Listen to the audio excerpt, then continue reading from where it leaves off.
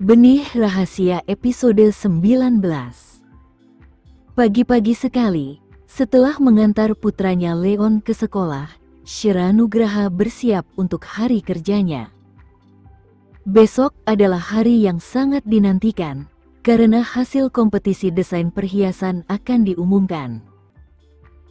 Shira merasa semakin termotivasi untuk memberikan yang terbaik, terutama setelah Amor, tempat ia bekerja, diakuisisi oleh Wiharja Group. Masa depan tampak semakin cerah. Di kantornya, Shira teringat bahwa ia telah berjanji untuk makan siang dengan Kenzo Wiharja. Oleh karena itu, ia menelepon Vano, sepupu Kenzo, untuk membatalkan rencana makan siang mereka. "Vano, aku minta maaf. Aku harus membatalkan makan siang hari ini. Ada rapat mendadak di kantor." Vano terdengar kecewa di telepon. "Apakah pekerjaanmu sangat sibuk sampai kamu tidak punya waktu untuk makan? Kamu tahu, kamu selalu bisa pindah ke perusahaan keluargaku." Shira tersenyum. "Aku suka pekerjaanku, Vano. Maaf ya, lain kali kita bisa makan bersama." Ia menutup telepon sebelum Vano bisa berargumen lebih lanjut. Sementara itu, Afida, koleganya yang penuh persaingan, terus melemparkan tatapan tajam ke arah Shira selama rapat pagi. Namun, Shira tidak menghiraukannya, meskipun ada rasa aneh ketika ia merasakan bahwa Afida mungkin terlibat dalam insiden yang terjadi padanya semalam. Namun, kekhawatirannya berangsur hilang ketika Shira tidak menerima pesan ancaman apapun dari pria misterius yang telah menipunya. Selepas rapat, Afida menghentikan langkah Shira dan berkata dengan sinis, "Shira, jika kamu memiliki keterampilan, mari kita bersaing dengan adil. Jika kamu menang hanya karena koneksimu, kamu tak layak menghabiskan waktuku." Shira tertegun mendengar tuduhan tersebut. "Aku tak tahu apa yang kau bicarakan. Semua yang kucapai adalah hasil kerja keras." Afida mendengus dan pergi dengan tatapan menghina, meninggalkan Shira yang kebingungan. Menjelang pukul 11 pagi, Shira mengumpulkan keberaniannya untuk menelepon kantor Kenzo.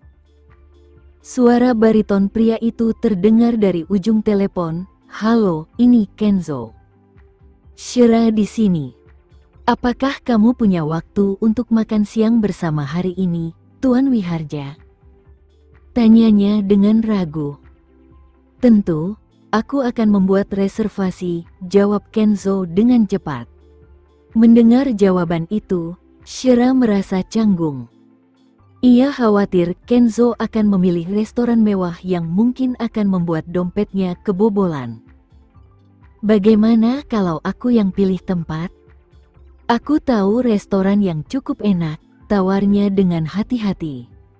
Kenzo terkekeh ringan. "Apa kamu tidak ingin berfoya-foya denganku?" Mendengar nada menggoda itu, Shira terdiam sejenak, lalu dengan nada pasrah menjawab, "Baiklah, kamu yang pilih." Setelah panggilan telepon berakhir, Shira merasa gugup. Ia berharap Kenzo tidak akan memilih restoran yang terlalu mahal. Namun, hampir setengah jam kemudian, ia menerima pesan dari Kenzo, "Sampai jumpa di tempat parkir dalam 10 menit."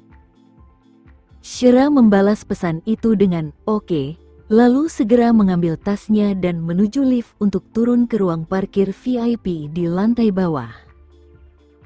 Ketika Shira tiba di tempat parkir, ia tidak menyadari bahwa sebuah mobil sport abu-abu berhenti tak jauh dari mobil Kenzo. Di dalam mobil, Vano memperhatikannya dengan kaget. "Apa? Shira batal makan siang denganku hanya untuk pergi dengan Kenzo?" pikirnya. Dengan penuh rasa penasaran, Vano menyalakan mobilnya dan memutuskan untuk membuntuti Kenzo dan Shira. Sementara itu, di dalam mobil Rolls-Royce milik Kenzo, Shira penasaran dengan restoran yang dipilih pria itu. Namun, ketika ia melihat bahwa rute yang mereka lewati adalah jalan menuju rumahnya, ia tak bisa menahan rasa heran. "Kenzo, kamu memilih restoran di dekat rumahku?" tanyanya. Kenzo tersenyum tipis. "Ya, aku punya rencana lain." Tak lama kemudian, mereka tiba di area perumahan Shira. Kenzo memarkir mobilnya dan berkata dengan tenang, "Keluarlah, kita akan membeli bahan makanan. Kamu akan memasak untukku." Shira tertegun mendengar perintah itu. "Apa? Aku yang harus memasak?" pikirnya. "Aku terlalu malas untuk memasak. Bagaimana kalau kita makan di luar saja?" Shira tidak ingin mengajaknya pulang. Lagi pula, putranya tidak ada di rumah, jadi akan canggung jika hanya mereka berdua. Namun, Kenzo tetap bersikeras. "Shira, ini permintaanku. Sebaiknya kamu penuhi kebutuhanku." Ucapannya tegas, seolah tidak ada ruang untuk berdebat. Shira terdiam, merasa tak punya pilihan. Meski malas memasak, setidaknya dengan cara ini dompetnya aman, karena ia tak perlu mengeluarkan uang lebih untuk makan di restoran. Setelah memutuskan untuk mengikuti keinginan Kenzo, Shira bergegas menuju supermarket di dekat rumahnya. Namun, saat hendak menyeberang jalan, sebuah mobil listrik melaju kencang ke arah Shira. Dengan refleks cepat, Kenzo menariknya ke dalam pelukan, menyelamatkannya dari bahaya. Jantung Shira berdegup kencang ketika ia menyadari jarak mereka yang begitu dekat. Shira menyadari ada lengan kekar yang masih melingkari pinggangnya. Karena itu, dia mengulurkan tangan dan mendorongnya. "Tunggu saja di sini. Aku akan membeli beberapa bahan di supermarket di sana. Kita pergi bersama." Setelah itu, pria itu menyeberang jalan bersamanya. Mereka tidak menyadari bahwa di salah satu mobil di dekat mereka, sepasang mata yang terkejut sedang memperhatikan mereka. Kekecewaan melintas di kedalaman mata Vano. "Shira menolak makan siang bersamaku dan memilih untuk pergi berbelanja dengan sepupuku." Vano mengira mereka hanya akan membeli barang dan akan kembali ke mobil nanti. Oleh karena itu, ia memutuskan untuk menunggu mereka. Di supermarket, Shira sedang memilih beberapa sayuran. Kenzo berkata bahwa dia bisa memasak hidangan apapun yang paling dia kuasai, dan dia tidak akan pilih-pilih. Oleh karena itu, dia hanya membeli bahan-bahan untuk beberapa hidangan yang biasa dia masak untuk putranya. Nah, lebih mudah baginya dengan cara ini. Ketika dia membayar bahan-bahannya, totalnya di bawah 1 juta seperti yang diharapkan. Kasir baru saja selesai memasukkan barang-barang ke dalam tas ketika dia melihat tas diangkat dan dibawa oleh Kenzo. Sambil mencoba untuk meliriknya lagi, kasir muda itu mengacaukan perhitungannya, dan dia harus menghitung uangnya lagi dengan wajah memerah. Setelah Shira membayar barang-barang itu, keduanya pergi bersama. Mereka menyeberang jalan menuju area perumahan Shira. Sementara itu, Vano masih bersembunyi di dalam mobil ketika ia melihat Kenzo membawa tas belanjaan, mengobrol dengan Shira saat mereka berjalan melewati pintu masuk. Pemandangan itu membuat Vano sangat terkejut. Mengapa mereka memasuki area perumahan? Ia langsung teringat bahwa ayah Shira telah membelikan rumah untuknya. Jadi mungkinkah rumah yang disebutkan tadi adalah area perumahan? Jadi, sepupuku akan pergi ke rumah Shira bersamanya? Dan mereka akan berkencan sambil menyantap hidangan rumahan? Vano mulai gelisah, gelombang kekecewaan yang besar melandanya. Mungkinkah Shira lebih menyukai pria dewasa seperti Kenzo? Apakah ini alasan dia terus menolakku? Vano kembali ke mobilnya, wajahnya yang tampan tampak sedih. Tak lama kemudian, ia meraih ponselnya, lalu menghubungi nomor Kenzo. "Halo, Vano," kata suara Kenzo melalui telepon. "Kenzo, apakah kamu sedang senggang sekarang? Aku bisa mentraktirmu makan siang. Aku ada janji, jadi mungkin lain kali." Sesuai dugaan, Kenzo menolak. "Seberapa penting janji temu ini?" "Tidak setiap hari aku menawarkan untuk mentraktirmu makan siang, jadi tidak bisakah kamu membatalkan janji temu itu dan makan siang bersamaku saja?" Vano menyodok sepupunya untuk mendapatkan jawaban darinya. "Ini klien penting, jadi aku tidak bisa membatalkannya. Aku akan mentraktirmu lain kali, oke?" Setelah itu, dia menutup telepon. Vano merasa seperti ada pisau yang menusuk dadanya. Kenzo tahu betul bahwa dirinya sedang mengejar Shira, jadi apakah dia mencoba merebut wanita yang disukai Vano? Di dalam lift, Shira tampak tegang saat mendengarkan panggilan telepon Kenzo dengan Vano. Ia telah menolak Van 9 hari ini, dan ia merasa sedikit bersalah karenanya. Kenzo meliriknya dengan penuh arti, lalu menyipitkan matanya dengan ekspresi rumit. Begitu sampai, Shira mengundangnya masuk, lalu ia mulai sibuk di dapur. Ia mengenakan blus putih dengan rok hitam, tampak sangat profesional. Namun, dengan kehadiran pria ini, ia merasa tidak pantas untuk berganti pakaian, jadi ia hanya mengenakan celemek sebelum mulai bekerja. Namun, dia tidak menyadari bahwa tindakannya memotong sayuran di dapur dengan pakaian bisnis lengkap bagaikan godaan bagi para lelaki yang menyukai seragam bagus. Kenzo sedang minum air sambil bersandar di ambang pintu, memperhatikan Shira yang sibuk. Ketika Shira menoleh, ia langsung menyadari bahwa cangkir di tangan pria itu adalah miliknya. Wajahnya memerah. "Ini cangkirku." "Oh, apa masalahnya?" Pria itu mengangkat alisnya, matanya menyipit sambil tersenyum. Shira menyarankan dengan sedikit canggung, "Aku punya gelas sekali pakai di sini, jadi mengapa kamu tidak menggunakan itu saja? Kita pernah berciuman sebelumnya, jadi apa yang kamu khawatirkan?" Bibir Kenzo melengkung membentuk seringai saat ia merenungkan betapa konyolnya tindakan wanita itu. Shira memutuskan untuk tidak mengganggunya lagi, dan saat itu, ia semakin yakin bahwa membiarkannya masuk ke rumahnya bukanlah ide yang bagus. Oleh karena itu, Shira terus memotong dan mencuci sayuran di dapur. Ia dengan santai menjepit rambutnya yang awalnya terurai di belakang kepalanya dengan jepit rambut, dan beberapa helai rambut yang terurai menambah daya tariknya. Pria itu terus minum dari cangkirnya sambil membiarkan pikirannya mengembara. Semakin ia berpikir, semakin haus ia jadinya. "Kenapa kamu tidak duduk saja di sofa? Aku merasa tertekan jika kamu berdiri di sini, dan itu akan memengaruhi masakanku."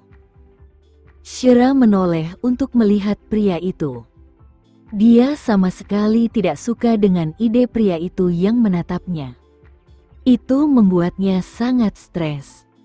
Kenzo tersenyum dan berbalik untuk berjalan kembali ke sofa. Namun, ia tetap memilih tempat di mana ia bisa mengamatinya. Setelah itu ia terus mengaguminya dengan sikapnya yang malas namun menarik. Ia tidak tahu kapan ia mulai tertarik pada setiap gerakan yang dilakukan wanita ini. Seolah-olah ia tidak akan pernah merasa cukup dengannya.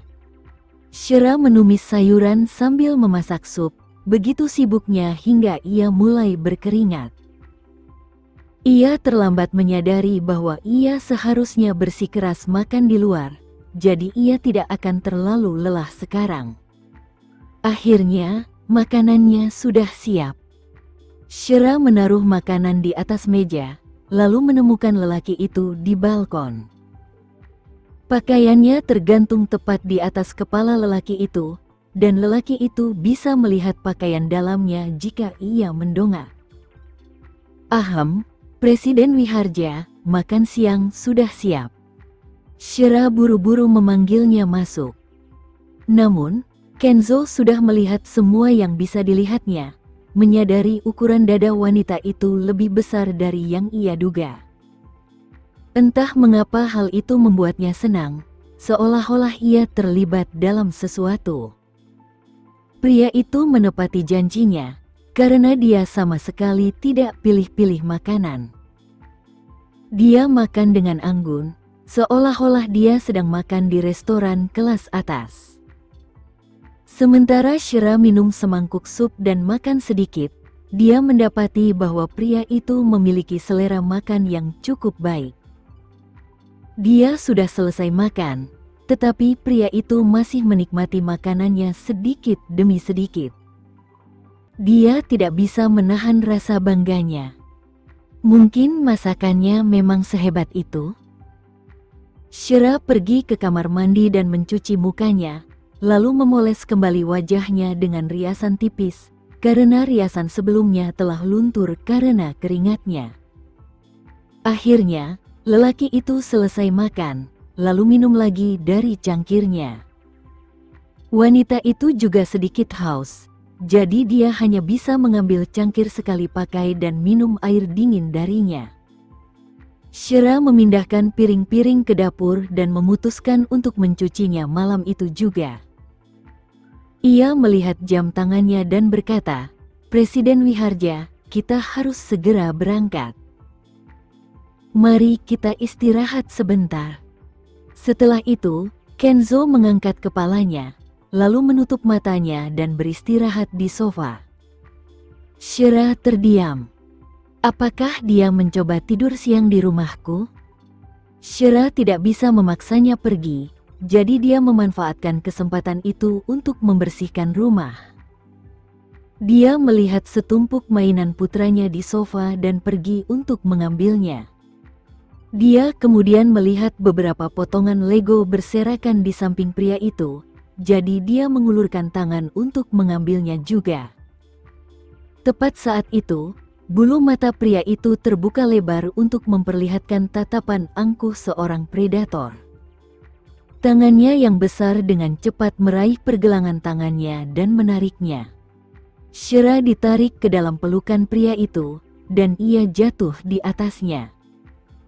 Detik berikutnya, pinggangnya dipegang erat, dan dengan gerakan cepat, pria itu kini menjepitnya ke sofa.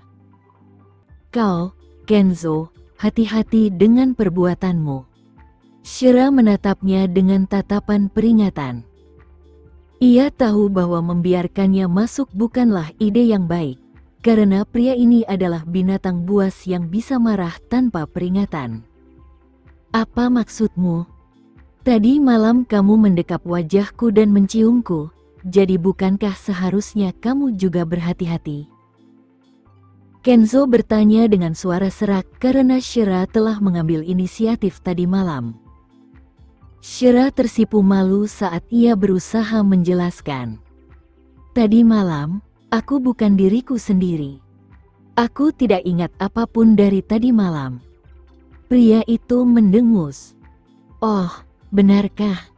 Maukah aku membantumu mengingatnya?" Tidak, sebelum dia bisa menyelesaikan kalimatnya, pria itu sudah membuat keputusan untuknya. Bibir tipisnya mulai menyentuh bibir merahnya dengan kuat. Seketika, pikirannya menjadi kosong. Jika pria ini ingin menciumnya, dia seharusnya mengatakannya saja daripada mencari-cari alasan. Namun, entah mengapa, setiap kali pria itu menciumnya, awalnya dia panik dan menolak.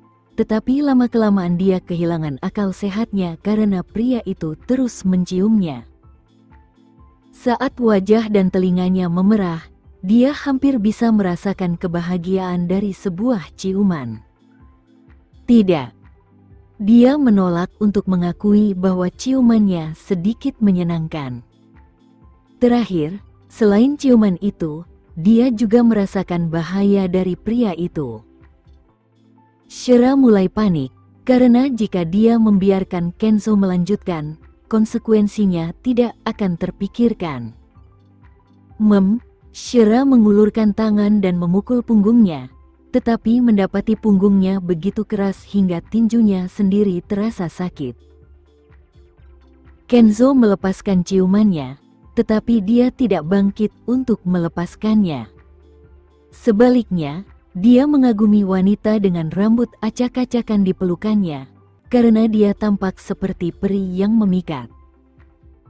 Namun, ketika dia mengingat bagaimana si brengsek itu memperlakukannya dengan cara yang sama, dia merasakan dorongan untuk membunuh muncul dalam hatinya. Tiba-tiba, Shira merasakan sakit di kulit kepalanya, dan dia menyadari bahwa helaian rambutnya tersangkut di kancing kemeja pria itu. Pria itu juga menyadarinya, jadi dia menundukkan kepalanya dan menatapnya dengan tatapan licik. Lepaskan saja sendiri. Kulit kepala Shira mulai mati rasa karena rasa sakit. Tak lama kemudian, ia mulai menarik rambutnya, tetapi helaiannya tidak mau bergerak. Pada akhirnya, ia harus membuka kancingnya. Oleh karena itu, dia hanya bisa tersipu saat membuka kancing ketiga kemejanya. Dalam sekejap, pandangannya dipenuhi oleh dada pria itu yang kencang dan berwarna madu. Dia buru-buru mengalihkan pandangannya, menolak untuk melihat. "Apakah kamu suka dengan bentuk tubuhku?"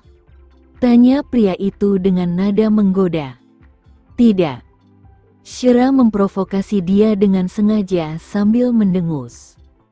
"Bagian mana yang tidak kamu sukai?" Pria itu masih berada di atasnya, dan matanya menyipit saat dia terus bertanya. Napas Shira terhenti sejenak, karena topik ini tidak cocok untuk dirinya. Dia menggertakkan giginya dan berkata, "Semuanya. Minggir dari hadapanku." Tiba-tiba, Kenzo menekan tubuhnya ke arahnya, membiarkan dia merasakan harga dirinya. Dia bertanya lagi dengan suara seraknya, "Apa kamu yakin?" Shira menjadi gila pada tingkat ini. Ia mengulurkan tangan dan mendorongnya dengan kuat sebelum akhirnya ia membiarkannya bebas. Ia duduk, semburat menggoda masih melekat di wajah tampannya. "Baiklah, kita harus kembali ke perusahaan." Shira membiarkan rambutnya terurai, mengembalikan auranya sebagai wanita profesional. Pria di belakangnya mengambil ponselnya dan mengikutinya keluar. Di lantai bawah, Vano sudah pergi dengan hati yang hancur. Kenzo mengantar Shira kembali ke kantor. Sepanjang jalan, Shira tidak menawarkan diri untuk mengobrol, tetapi ia membuat catatan dalam benaknya untuk tidak pernah membiarkan pria ini masuk ke rumahnya lagi. Hasil kompetisi perhiasan akan keluar besok. "Apakah kamu bersemangat?" Kenzo berbalik untuk bertanya padanya. Shira tentu saja gembira. Ia ingin memenangkan hadiah uang tunai yang besar, tetapi ia tidak mau mengatakannya. "Apa yang bisa kukatakan? Semua pesaingku sangat berbakat, jadi aku mungkin tidak bisa menang. Percayalah pada dirimu sendiri dan antisipasi saja," kata pria itu penuh arti. Shira tidak terlalu memikirkannya. Saat itu, ia hanya ingin kembali ke perusahaan secepatnya. Tepat saat itu, telepon mobil Kenzo berdering, dan layarnya menunjukkan bahwa si penelepon adalah Nindya. Shira mengerutkan kening, agak marah ketika dia mengingat apa yang telah dilakukan pria itu padanya tadi. "Kenzo, aku peringatkan kau. Aku benci Nindya, dan aku lebih benci lagi saat kau menyentuhku. Shira menoleh, tidak peduli dengan kenyataan bahwa pria itu adalah bosnya. Kenzo mengernyit sedikit, tetapi dia tidak mengangkat telepon.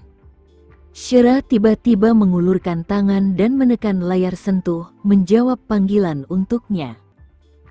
Kenzo menoleh untuk menatapnya, tetapi Shira hanya melotot dengan gembira. "Halo Kenzo, aku sudah di kantor sekarang. Kenapa kamu belum datang?" Suara Nindya yang imut terdengar. "Aku dalam perjalanan," jawab Kenzo dengan suara rendah. "Baiklah, aku akan menunggu." "Tentu. Kau tidak lupa memberikan hadiahmu untukku, kan?" "Ini salahmu karena tidak menemaniku tadi malam," kata Nindya dengan nada manja. Shira mendengarkan tanpa ekspresi apapun sementara Kenzo meliriknya, lalu berkata pada Nindya, "Kita bicara lagi saat aku kembali ke kantor." Setelah itu, ia menutup telepon. Shira menyadari betapa cepatnya ia mengakhiri panggilan, jadi ia tiba-tiba mencibir. "Apakah ada yang tidak boleh kudengar? Kami hanya teman biasa," jelas Kenzo dengan suara pelan.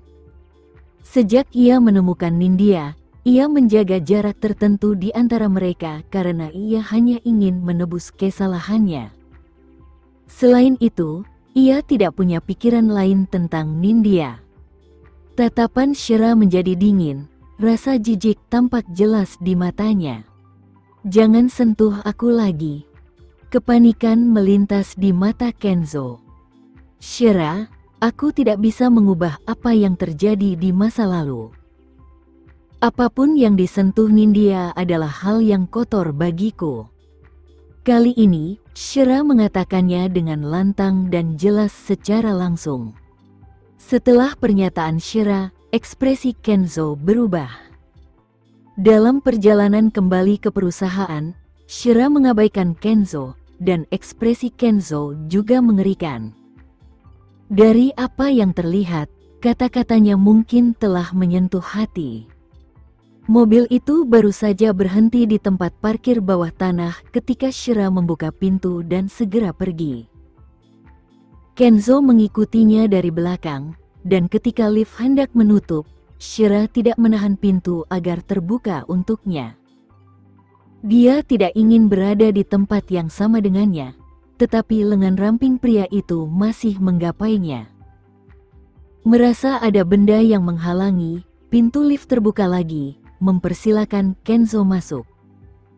Ada aura yang menekan di sekelilingnya, seolah-olah dia adalah pisau tajam yang diacungkan.